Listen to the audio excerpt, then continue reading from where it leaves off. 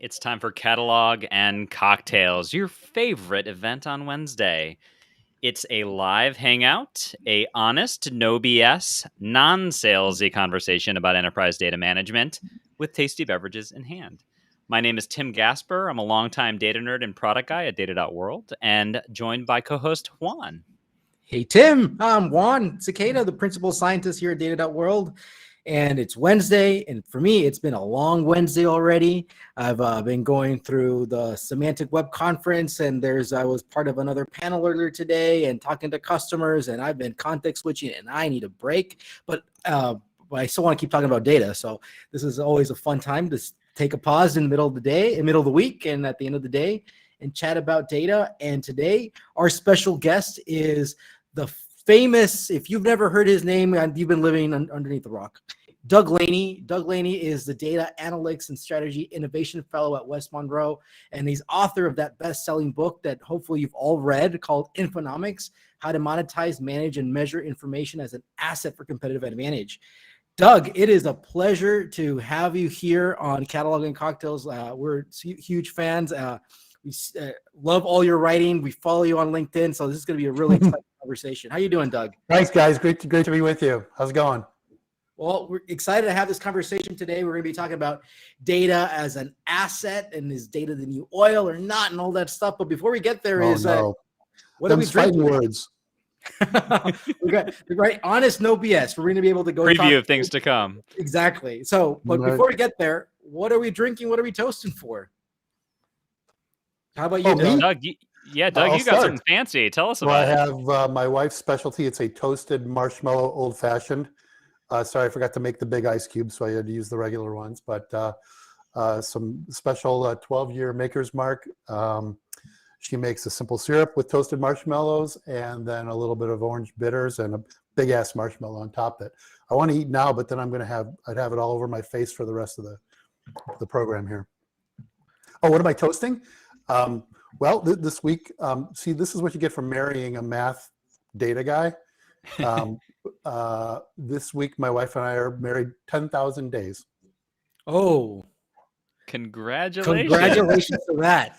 I can see everybody doing like math. Yeah, it's about divided by 365. We're not always right. So, how about you, Tim? I'll say congratulations, and also I will give you a little ovation, because I think that may be the coolest cocktail we have had yet on Catalog and Cocktails. Right. So thank you for bringing your A game. Today I am drinking a cocktail called The Last Word. I've been very intrigued by a liqueur called Green Chartreuse, and so I've been playing around with it lately. This is gin, green chartreuse, Luxardo, and lime, and it should have a brandied cherry in it, but I don't have one of those right now. Fantastic. A bit like an Aviator. Very tasty. Yeah, a lot like the Aviator. Yeah, it's great. So, and I'll add a little bit of a toast here, which is that I'm really glad that vaccines are coming soon for 5 to 12-year-olds. That is going to be very good for my kiddos. Cheers to that. And I'm taking it kind of very, very traditional, normal, nothing fancy, just a Paloma, but use some mezcal instead of tequila. Nice, refreshing drink today. I got 32 ounce Paloma there, dude. Well, let's say I got my sparkling water here next to me too. So right. Anyway, so cheers to 10,000 days of being married, Doug, and yes, for vaccines for sure. Because very excited for the next what's coming next year. Well, we got our warm-up question here today, which is data the new oil, bacon, gold, oxygen, currency, or sand, or something else? I don't know. Data is the new data. Actually, I'm kind of serious about that too, because data actually creates more data. When you use data, it creates more data. None of those other items there, do that. Data has like just these phenomenal, unique economic principles that no other asset has. When you use it, it creates more of itself. When you use it, it doesn't deplete. When you use it, you can use it multiple ways simultaneously. And so, I think that the companies that realize this, whether consciously or not, and are taking advantage of it, are the ones that are really, thriving today. Well, I think we got really serious here. Let's just start diving into this. I should drink more then. Well, all right, quickly, Tim, what do you think? Or is there No, something else? Well, first of all, I love your perspective there. I'm looking forward to double clicking on that in a moment. My funny sort of answer to this question is I feel like it's data is the new Ethereum. So, Ethereum, it has value itself, but it's a platform too, and you can build Bitcoin applications on top of it. Yeah. Sorry, Right. it was a little bit of a stretch, so I thought I would try. Well, I guess my creativity is not going right now, so I can't beat that. But let's go dive in here, and I got to start off with our honest, no BS question. Why the heck is data sometimes treated with less respect than like office furniture? I love how we've talked about this before, and I've seen talks that you've done before. Like, we inventory furniture. I mean, stuff in the bathroom. Like, why is that we treat that with more respect sometimes with data? Why does that happen? Tell you what, I challenge anybody, listening today, go open, if you're with a public company or a public company, go open their financial statements. Go find data on the balance sheet. Not there. So I think that, the fact that the accountants, for 90 years now, since the SEC was formed and the asset classes were defined, have denied data asset class status. That means it's just not kind of top of mind. It's not treated with the same kind of respect or discipline as other assets. Even your office furniture is on the balance sheet as under physical plant, but data is not. But that's a groundbreaking kind of way of thinking of it. I have not thought, if you've got goodwill on the balance sheet, why don't you have data on your balance sheet? Yeah, I mean, goodwill is a fudge factor for when you acquire an asset and you pay too much for it, or acquire a company and you pay right. a premium for it. I don't mean too much, but a premium. That's so goodwill is a fudge factor there. And you know what? Some of that premium might be data. If you purchase a company, you're acquiring their data assets. Now, most PE firms, actually, I haven't found a PE firm yet that quantifies a company's data as part of a transaction. We're doing that now at West Monroe on behalf of PE firms, but it's not something that's regularly done or at least publicized. That premium value in part is due to some of the unreported intangibles like data, and that does go into goodwill, but it's just not itemized as data. And I think this all goes back to you can't you manage, the old adage is you can't manage what you don't measure. And since data is not something that is measured in the same way as other assets, I think companies don't manage it with the same kind of discipline as they do their other assets. And the problem with that is, I think it follows that any asset that you're not managing well is one you can't monetize well. And so a lot of data goes, fallow or unutilized because there's no evident formal imperative to do so. Okay, so you just said something very, very, very important. You can't manage what you can't measure.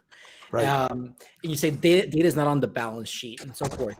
But we've been talking about quote unquote data is the new oil for so long. Like, why hasn't there been a change? Why aren't we putting some measures around the data? Why aren't, when you're acquiring a company, why isn't the PE firm actually putting a value on that? Like, I mean, there's not enough Doug Laneys in the world who's speaking about this, or what?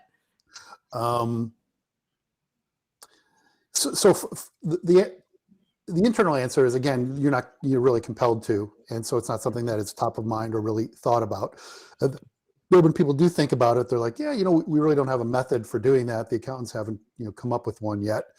But yeah, we are working with some companies to value their data. I worked with a pharmaceutical wholesaler. I've worked with a household name pharmaceutical company and others to value their data so that they can make better decisions about how to invest in it, how to leverage it, whether to dispose of it or continue retaining it. But from an accounting standpoint, I suppose that I have this theory that the keepers of the accounting standards are somewhat beholden to the icons of industry. So now imagine yourself a CEO or a CIO of some, or CFO of some company. Now raise your hand if you want to report on more publicly than you already do. No, nobody wants to do that. what you can do with data is something that you don't have to really disclose to anyone else. I mean, we've seen this recently with Facebook, right? Nobody really knows what they're doing with this data. And then when it comes out, people are surprised because they don't have to really report on it the way they would with other assets. But don't give Data, me more work. what we do in the shadows.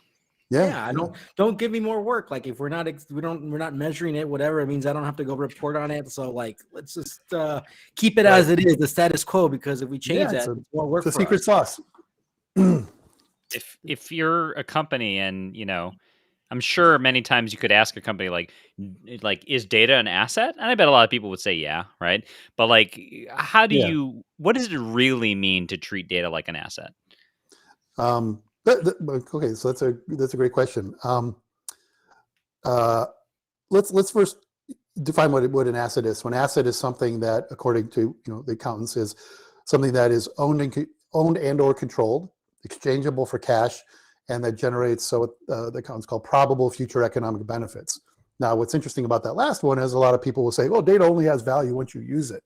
Well, we're in a no BS segment here, right? So that's total BS. That's entirely inconsistent with the way that other assets are valued.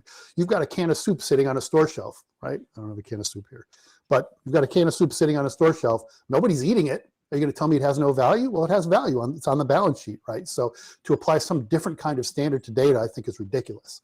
And wait, what was your question? So what does it mean to treat something like an asset? Oh, yeah. So to know what you have, to have an accounting of it, to have it cataloged, right?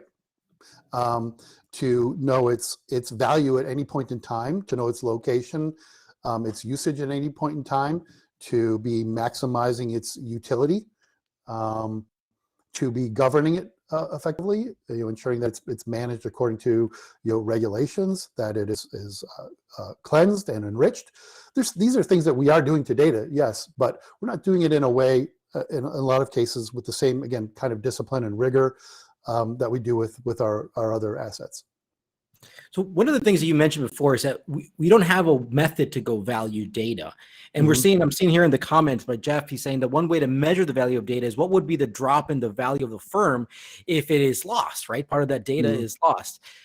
What are your thoughts, or how are you seeing of methods to go put value on data, and what is actually value? I mean, is it just, again, is it just monetary, like literally put a price on it as some currency, or how are you thinking? How are you thinking about this?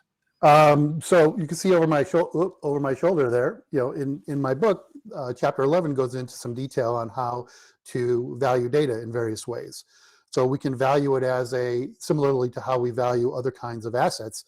And there are three main approaches for that. There's the cost approach, and what does that asset cost to create or generate or acquire? The market approach, what is that asset's value to others if they were to purchase it? Now, this gets interesting because usually when we sell data, we're not transferring ownership of it, we're transferring rights to use it, which is cool because then we can sell it over and over again. That's the publishing model, right? It's why publishers make a lot of money. And then the third is the income approach. What is this asset's contribution to a revenue stream or expense savings? So those are the three main methods for valuing any kind of asset, and they're easily applied to data. And again, like with other assets, you have to make some assumptions when you do these models. But then there's some companies who are not quite ready to financially value their data. And from an asset management standpoint, there are other ways to measure an asset, like measure its quality characteristics, its accuracy, completeness, timeliness, scarcity, integrity, clarity, granularity, et cetera. I think I outlined 12 different quality metrics in Infonomics. And at Gartner, when I was there, we produced a toolkit on how to measure those. So if you're a Gartner client, you can go pull up that toolkit and use it. The second method, non-financial method, is the business value of data, where we're looking at data's relevancy across a range of business processes. So we've got this data set, this data asset. How usable is it across all of our business functions? We can gauge that. And then we might want to also roll into that some measures of accuracy and completeness and probably the timeliness of data, because even if it's relevant, if it's not timely, it's not that usable. So some of our clients refer to that as a utility index. I call it the business value of information, the BVI model. And then there's the third way, which is the performance value of information. And that is looking at how does this, how does having or not having certain data impact non-financial KPIs, like sales cycle time, right? Or inventory turnaround. Things that are predictors of financials, but are leading indicators.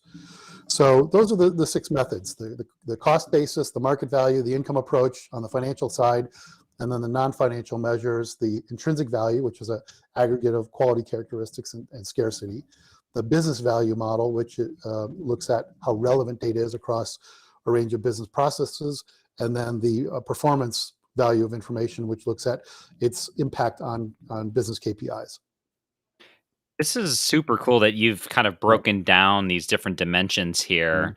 And it is interesting to, I'm sure your book kind of covers this, is, and you're thinking a lot about this, is also the areas where this gets difficult and this gets confusing. Like, for example, as you were talking about, like, market approach, right? Yeah. It's hard to determine what is the market value if maybe you're not allowed to sell it, or but maybe it still has value, right? Or maybe put a different use case, right? Like, if you can use the data in interesting ways, but you don't entirely know what those ways are yet. You're kind of you hypothesize, right. You anticipate. Yeah, it's like potential value, right? Right. So the art of what's the ceiling on using data, on generating value from data? Well, it's kind of unknown. Data's so utilitarian in so many different ways, unlike maybe sand or whatever else we were talking about there. There's limited ways that you can use it. Obviously, you can't get creative. So one of the things that we do with companies to help them understand that ceiling, or approximate what that value ceiling is on data, is we run workshops coming up with ideas on how to generate value from data. We call it a data monetization or information innovation workshop. And so we work through not just how to use the data internally, but how to monetize it externally. And in doing so, we look at the full range of stakeholders for an organization: the extended business ecosystem, the suppliers, the partners, the partner suppliers, the suppliers' partners, the partners' customers, and who might find value in the data in some way versus others. And so kind of at the end of these workshops, we come up with 30, 40, 50 ideas on how to generate value from data. Wow, that's really fascinating. You come up with 30, 40 different ideas in these workshops. So I would love to dig into more about this workshop. So when you set these things up, who's involved, right? Within an organization, what type of leadership involved, or is it more kind of people, data engineers type? What business units are involved? Like, So we'll do this one business unit at a time, depending on the size and scope of the organization and what kind of data they want to, what kind of data they want to explore. What's most interesting is who's not invited to the workshops. Any guess? Any guess? Ooh, C-level folks? I don't know. No, IT folks. Usually we don't have like IT leaders. Of course. We bring in the business leaders, and we bring in people who understand the data, and we actually recommend bringing in external, partners, suppliers, somebody to kind of represent that faction. But we find it not particularly helpful to have the IT directors or CIOs in those workshops. So intentionally, actually, kind of saying, "Hey, like." Yeah, I mean, I don't like to be mean about it, but like, here's the priority of people we want in these workshops, and you can't tell the CIO not to come, but. So some of the C-suite gets in there, but when the architect raises your hand, you go, we only have 30 chairs. Well, the CIO is more about how we can make it happen, and can we make it happen? I'm frozen. You guys see me? Yep. Oh yeah, we can still see and hear you. Okay, good. And so that becomes interesting as a follow-on feasibility assessment. So after we generate these ideas through these series of workshops, we run them through a feasibility assessment, and we look at 10 different dimensions of feasibility for each idea. Are they economically feasible? Are they operationally feasible? Managerially, ethically, legally? Is the data of sufficient quality? I think I mentioned, are they technically feasible?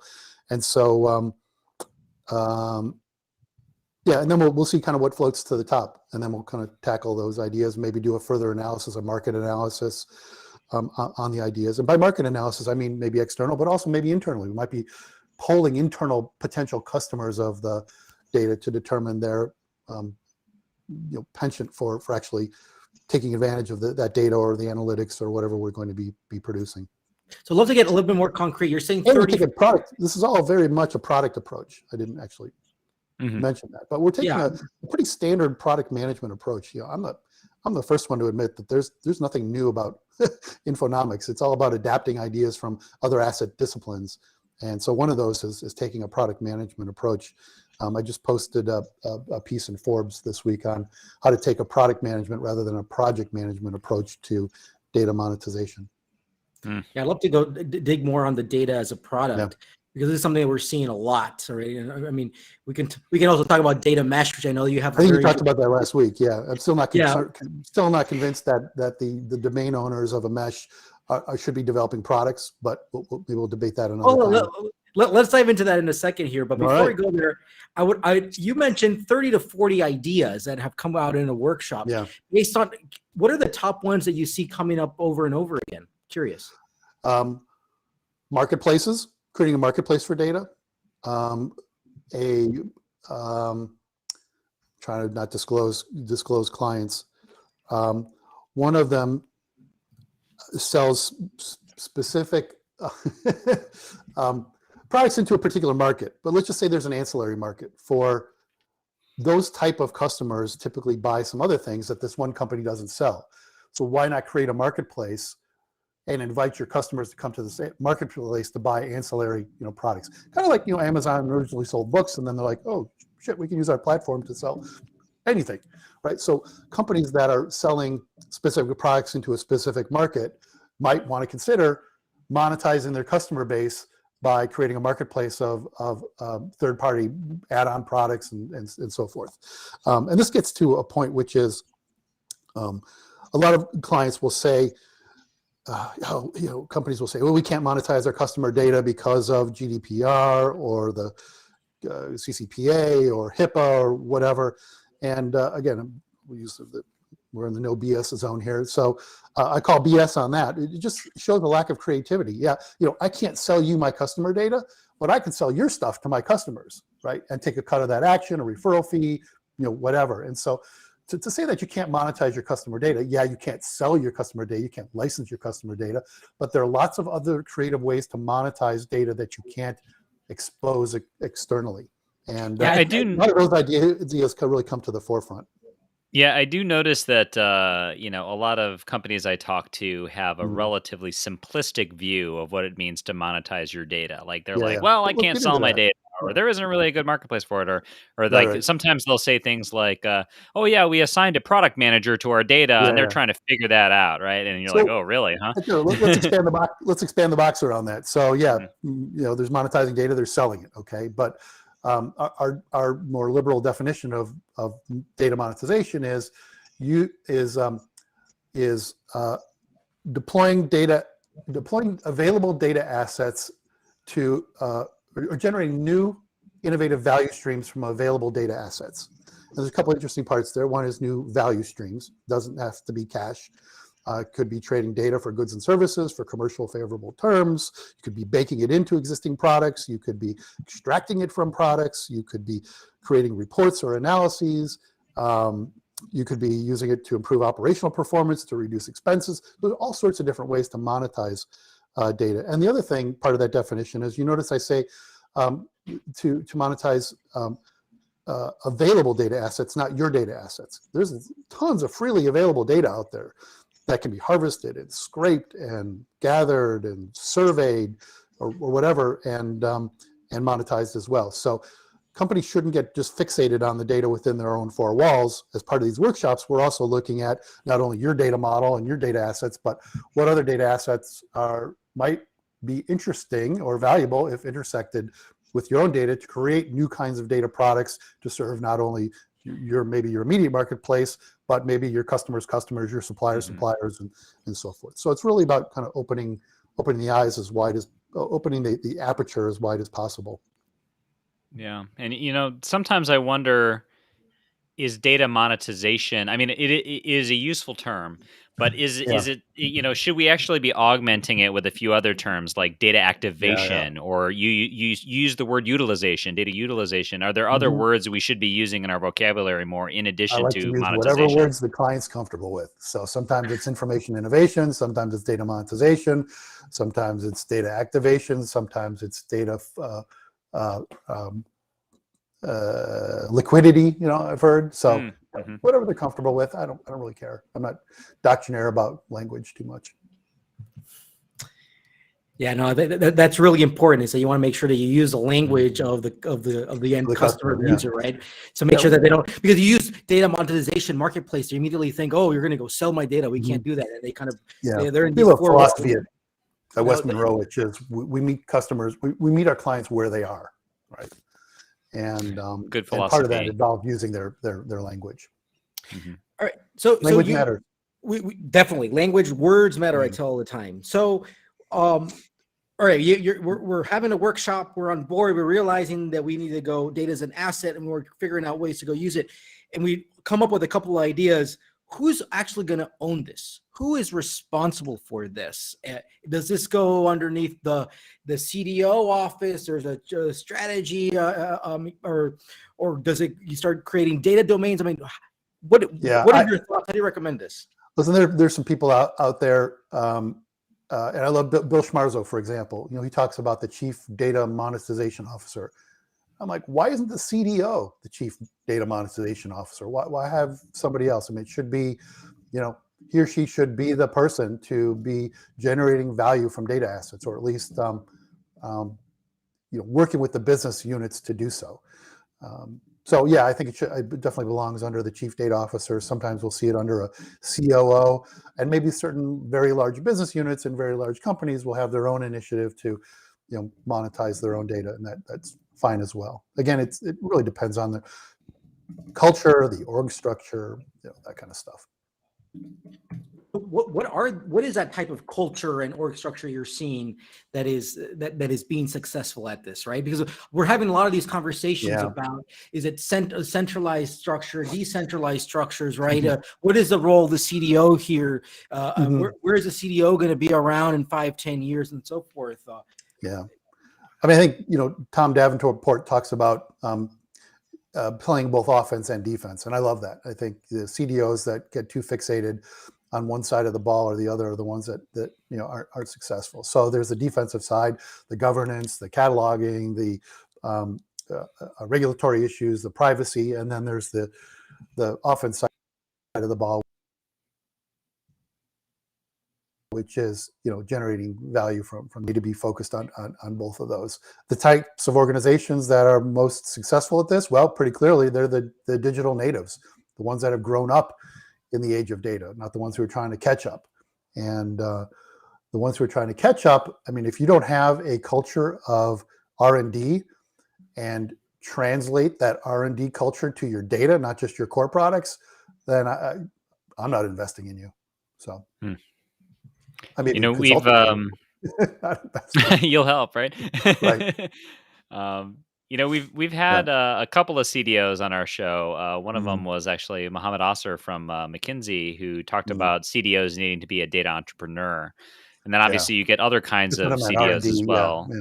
You get like CDOs that are more like facilitators. They're trying to get the right people talking and things like that. You have CDOs that are more like protectors, like, governance is and sort of compliance is my fore, right?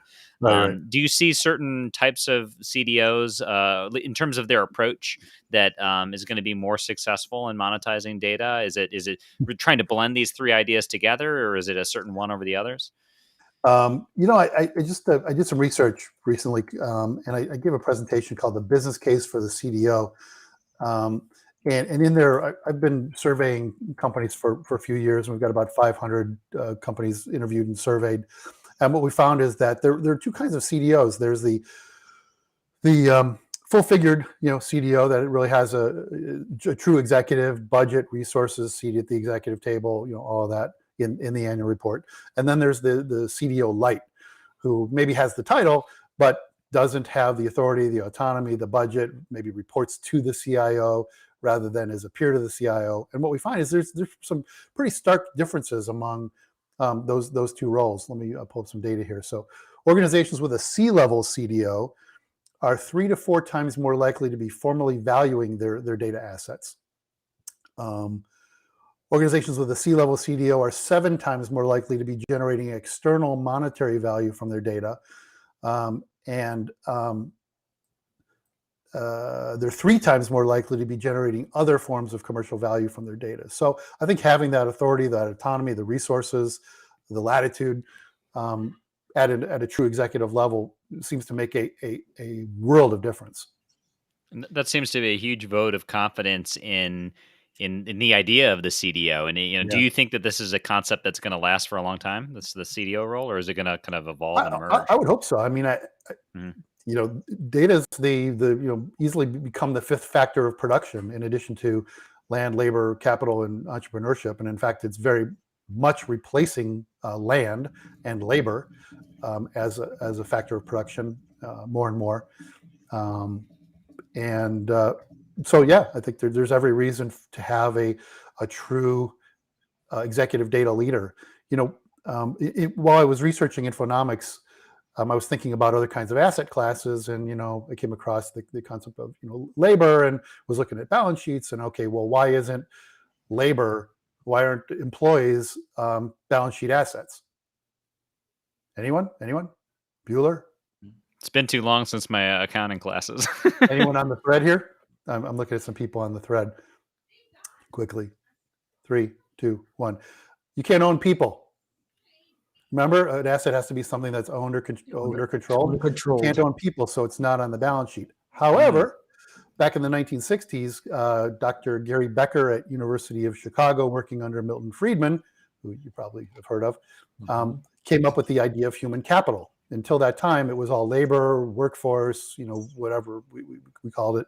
And he had the idea that, even though labor can't be capitalized because you can't own people in civilized countries, you can and should manage them with the same discipline as other assets. And if you wanted to drive more value from them, right?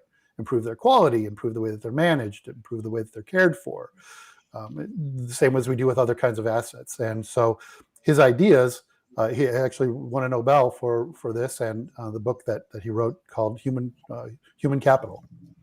And so this concept of Infonomics is a sort of standing on the shoulders of giants, but data actually meets the full criteria of an asset, unlike labor. So I think I digressed, but yeah. So on continuing here, the old fashioned.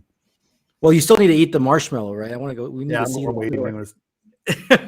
So, who have you been seeing who's actually killing it with data? Like, can you call out a company like, wow, this company like this? There must be case studies written about this company, or actually, they're the household names.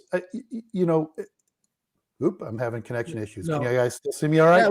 Yeah, we can hear you. Yeah, we can hear you. Also, I'm curious, companies are even people. Like, where is it like an outstanding CDO that you think like that CDO has really figured it out, and we should follow that person? Or just putting you here on the spot, honest. No, you put me on the spot, which is funny because I'm working on my next book, which is a compendium of use cases on how organizations are using data and analytics in innovative and high value ways. And so it's 100 stories, each with an analysis by one of 100 different experts and consultants and thought leaders that I conscripted to work on. I love that. My wife told me, if I ever wrote another book, it would have to be titled How I Used Big Data to Find My Next Wife. So I sort of working title. Yeah. So I sort of cheated, and I just crowdsourced this one rather than actually working on it myself. So can you? What are the top ones? Data, right? There we go. So there are just phenomenally great stories of companies using data in innovative ways. Like some of my favorites are, I tell a story about Walmart, and Walmart had a great search engine, help people find what they're looking for. 45 million searches per month. They analyze that data to help people find what they're typing in the search bar. 1 week they realize that there's a certain search term that's leading people astray. People are typing in the word house, and it's taking them to housing goods and housewares and dog houses, and it wasn't at all what people were looking for. When they looked into it, they realized that those searches corresponded with the week that a certain television show season premiered. The medical drama House. House, yes. Remember? Yeah, starring Hugh Laurie, doing such a great American accent. I didn't even know he was British. Anyway, so the what Walmart realized was that their search engine wasn't taking what into account? It was freaking staring at its own navel. It was only looking at its own data. It wasn't out there looking at what was going on in the world, what was trending. Once they started incorporating social media trends into the search engine scoring algorithm, they decreased shopping cart abandonment by 10 to 15%. And in Walmart terms, that's like $1 billion a year of sales. Wow. Yeah. So I talk about the value of external data. A lot of companies are just kind of, we bring in external data. I just run an external data survey for a company. We haven't published it yet, but one of those findings is barely 50% of companies have any designated person, let alone a team, for curating or sourcing external data.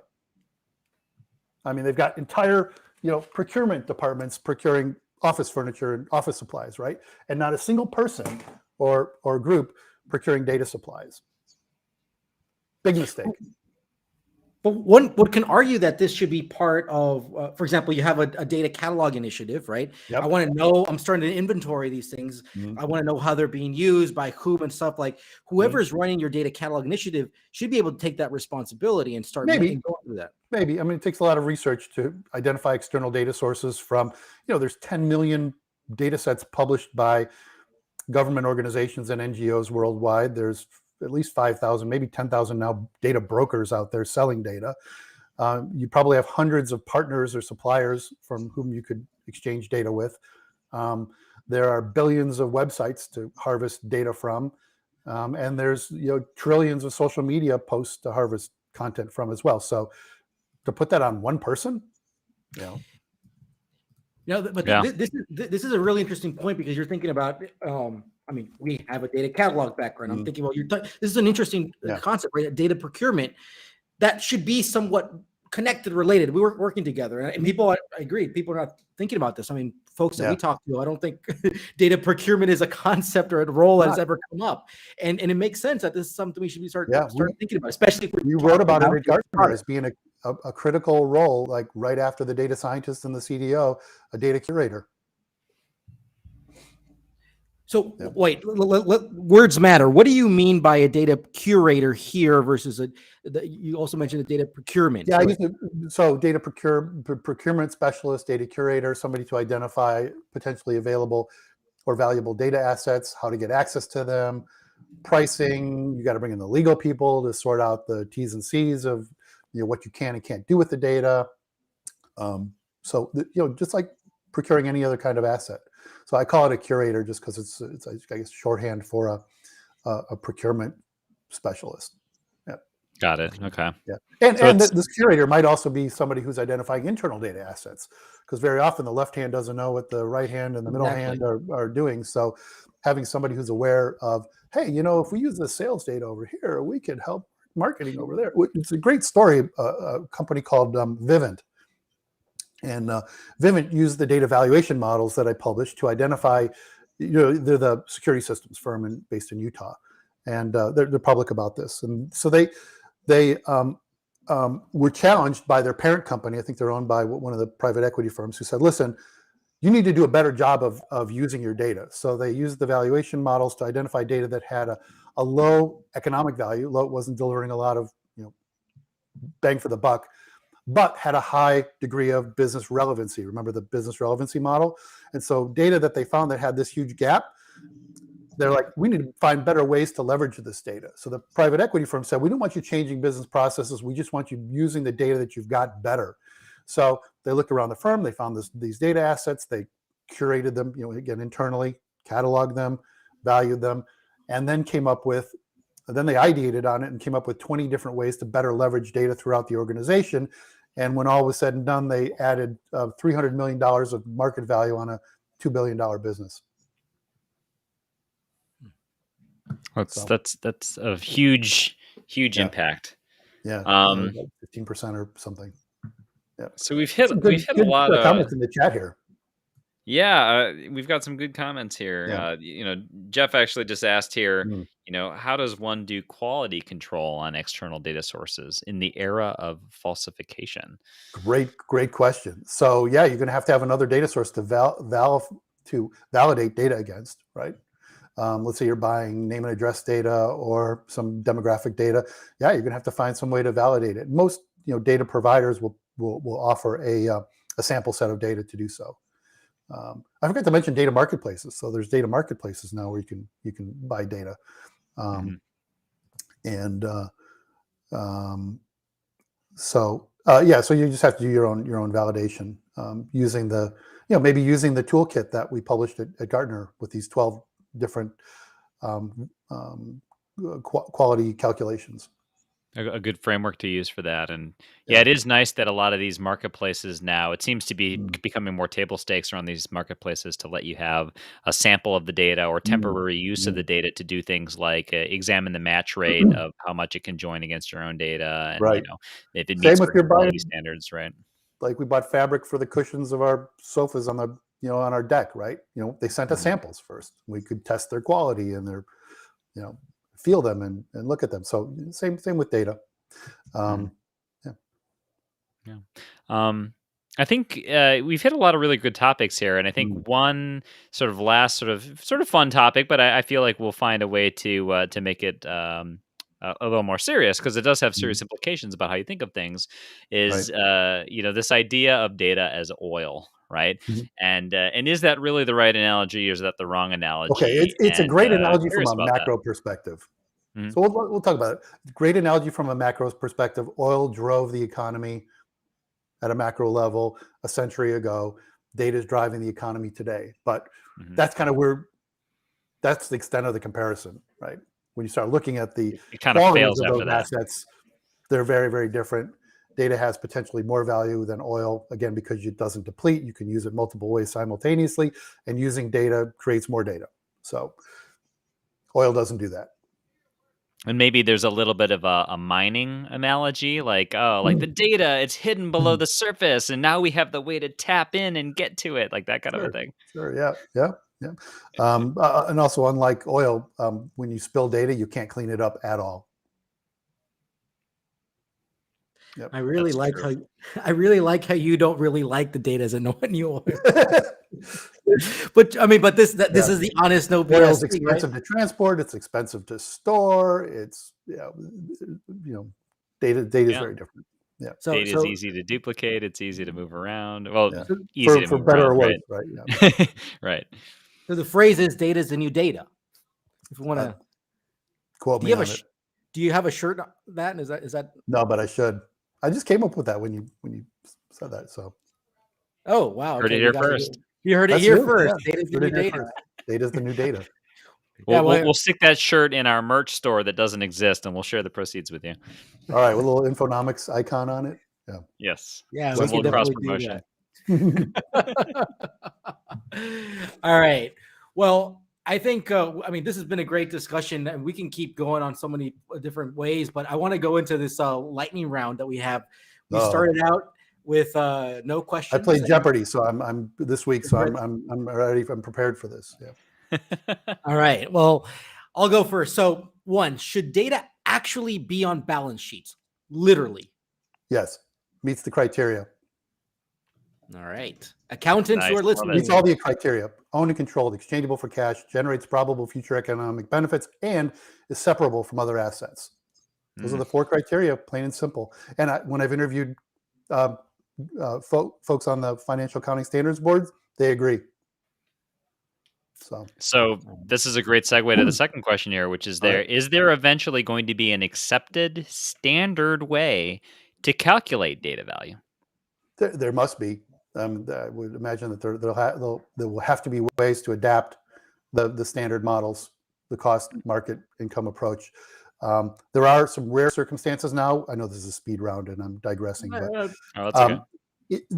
If you're a data broker like Experian or Equifax or someone like that, you're a data company. You actually, if you purchase another company's database outright, purchase the data, you now own the data, it's in your data stores, you can capitalize that under other intangibles on the balance sheet and then straight line depreciate it. So there are exceptions, and so that gives me a little hope. All right. I mean, it's complicated, but it seems like we have to get there. How do you value a patent or a copyright? I think valuing data is even easier than that. Well, when we figured out depreciation and some of these other things, right? And they can those can get pretty complicated. Yeah, that's a good question. Does data depreciate? Well, no, it doesn't deplete when you use it. It does age, and its utility may go down for certain use cases, but that's complicated, very complicated. Yeah, but you could also think that older data for some context may be much more valuable and stuff. So it is like the blueprint for a bridge, right? After you build a bridge, you don't need that blueprint for 30 years until it comes time to repair the bridge. Then you got to go digging for that blueprint. And if you don't have it, you're screwed. So that's an interesting example. That's when yeah. So there are examples, right? Or if you're looking to leave your firm, for the company you're with or something, you probably want to pull up your employment contract to see, what, So so there's data that you don't use. It becomes dark data for a while, right? And then then eventually you need it, right? But then also there's data that you add more context to as we increase our computing capacity. Data becomes more potentially valuable because we can do more things with it, right? Mm-hmm. As we become more digital and digitalized. Yeah, I was just thinking when you were saying that, reminds me of like data lineage too. Like nobody really cares about the data lineage until the dashboard breaks, and then everybody's like, "Where's the data lineage?" Right? Where did this data come from? So, all right. Next lightning round question: can a CDO play both offense and defense? Yeah, they better. So you better have people on your team to do so, and the resources and budget. So here's why a lot of CDOs I think are changing jobs. They initially get into a job where they're the CDO light. They're operating in an advisory, a strategy capacity. They're maybe leading a data governance effort, that kind of thing. But they don't have the budget, the authority, the resources. And then after 2.5 years, they get frustrated and find a job as the full flavored CDO. So I think that's the path that I'm seeing. I want to test that. Interesting. So that's an interesting hypothesis. Yeah. So the CDO light is a stepping stone to actually get the executive level CDO. For sure. Yeah, I think it makes total sense, but it's so interesting that you're seeing that pattern there. So any CDOs who are listening, right? Are you a CDO light or are you an executive one? And maybe you're got to get ready to go. I use that term CDO light. It's a bit pejorative, but depend anyone. Yeah. All right. Final one. Tim, go. All right. Final lightning round question here. We love to talk about hot roles, new roles, right? We talk about data product manager, all that kind of stuff. Is the data curator the next hot new data role? So it was one of the ones that I published an article at Gartner called Fresh Hot Roles for the Data Savvy organization. And the data curator was one of those roles that we specifically called out. Yeah. Others were like a data economist, right? Do you have anyone in your organization who is measuring the value of data? I'm going to cheat a little bit here. I want to ask you a little tiny follow-up question, just because I know we have a little bit of time here. Like data stewards and data curators. Do you think both of those are fine terms and they're actually kind of two different hats, or do you actually kind of like data curators better than data stewards? Different roles. Different roles. Okay. Yeah, steward's probably steward of existing known cataloged data sources. I mean, maybe in a small organization, somebody can handle both of those roles, but I think they're different. I'll tell you the role that I don't like, the role that I despise, data owner. Yes, organizations should have somebody who's responsible and accountable for a data asset, but that title owner is one that perpetuates data hoarding and silos and all sorts of bad behavior. So when I started looking around, I think it's the worst concept we've come up with in data management, or at least the worst title. And so when I started looking at other kinds of assets and how they're managed and the roles surrounding them, I came across the role of a trustee. in the financial world, or a fiduciary. And that's somebody who has legal and ethical responsibility for the well-being and caretaking of a particular asset. And I think that's the term we should be using in data circles as well. And in fact, since I published the book, the state of New York has now mandated that for all key data assets, there be a designated fiduciary. I love that. Yeah. That's And actually Robin agrees with you. She says, replace data owner. the data trustee. This is It's not the real definition. It's just the title, the wrong impression, right? We want to democratize data. We don't want people owning it and hoarding it, and creating silos. Yeah, you know what? That's a terminology I use a lot. Data owner or data trustee. I'm going to start replacing the trustee, Doug. You got me that. Thank you. All right. Well, hey, it's our TTT. Tim takes it away with our takeaways. We've had so much discussion, and as we mentioned, Doug, we're taking a bunch of notes here, and we got pages of notes. Time to eat the marshmallow. If you want, you can eat, and we'll talk. Yeah. All right. Tim, I just wish I had one too. I feel a little left out here. So first main takeaway: data is the new data, right? And data creates data when you use it. It doesn't deplete. You can use it in many different ways. Right. That's an important takeaway here. It's not the new oil. It's not the new fancy chair that you're sitting in. It's something that is what it is, and we should treat it as the unique thing that it is and the important thing that it is. And data is not currently on the balance sheet. It should. It's an asset, and if it truly is an asset, then it should be treated like we treat other assets, right? You talked about all these ways of value. Oh, go ahead. Yeah. Can't manage what you don't measure. Can't manage what you what you're not measuring, right? And on the point of measuring, you propose some of these different ways to value your data, which sounds like a great shout out for your book, Infonomics, to check out more details about how you can think about valuing your data. And then final takeaway from me is I really liked when you mentioned about Bill Schmarzo kind of mentioning the chief data monetization officer, and you tied that back to that should just be the chief data officer, right? And in some of our conversations, folks have kind of been like, well, maybe the chief data officer will evolve, maybe it'll go away, right? Like, I'm with you, Doug. I hope it never goes away, and I hope we give it more responsibility. Yeah, me too. If you haven't had Bill on the show yet, highly recommend Bill Schmarzo.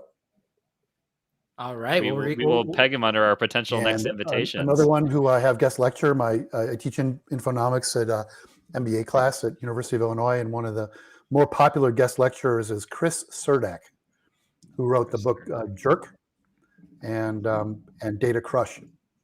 He's brilliant and eye-popping. Nice, ideas. Love it. Yeah. So I got a couple of takeaways. Yeah, what are your takeaways, Juan? I really love this idea how you set up these workshops to figure out the value of data. It's not helpful to bring in the IT, the CIO in there. I love how you're being very bold and honest and no BS. You can get so many different ideas, and once you go through those ideas, you go through some feasibility study, right? Can I do this managerial, legally, ethically, technically, and so forth? Then you involve the CIO and their team. Yeah. There we go. All right. So they're not completely out of the loop, but initially this workshop, so it's okay. CDO, right? You have this defense and offense. As you just said, they need to be able to go do both. And let's acknowledge that there are two types of CDOs. You're the full figure executive CDO, and then you're the non-executive CDO doesn't have a budget. So which type of CDO are you, right? That's something to consider. Who's being successful at doing things with data and really treating data as an asset, getting value at it, is those digitally native companies. And if you're not, you're playing catch up. You better have an R&D culture in there, or otherwise, in your words, like you're not investing in them. This whole data curator, I'm really, really interested about it, especially data curator procurement, right? This is something kind of related to if you have a data catalog initiative. I find this something we need to go think more about. And finally, we should stop thinking and using the term data owner. Let's talk about data trustee. Well, Doug, I want to throw it back to you. Two final questions, which one you've already answered, but if you have more. One, what's your advice about data, life, whatever? And second, who else should we invite? I suggested who to invite. Advice about data. We didn't talk much about data literacy, and I think it's just incumbent upon organizations and people at every level to become sufficiently data literate. And that doesn't mean how to use a BI tool or a catalog tool, but understand all the terminology, what it means, the challenges of data architecture, the impact on the organization when data changes or data is misused or mishandled. I think all that, understanding the value of data, that all ought to be part of a data literacy program, and then ensure there's sufficient change management components to the data literacy program as well. Awesome. Well, Doug, this has been a fantastic conversation. Thanks, guys. So many important nuggets, and as always, I look forward to listening again to this to our podcast ourselves. Thank you so much. Have a great Wednesday, and cheers. And next week we have Eric Bernhardson. He's one of my favorite people to follow on Twitter right now. We're gonna be talking about data tools, the good, the bad, and the ugly. He was the guys who built the original recommendation system at Spotify. It's gonna be a really fun conversation too. Cool. Again, Doug, thank you so much. See you then. Cheers, Doug. Cheers. Thanks.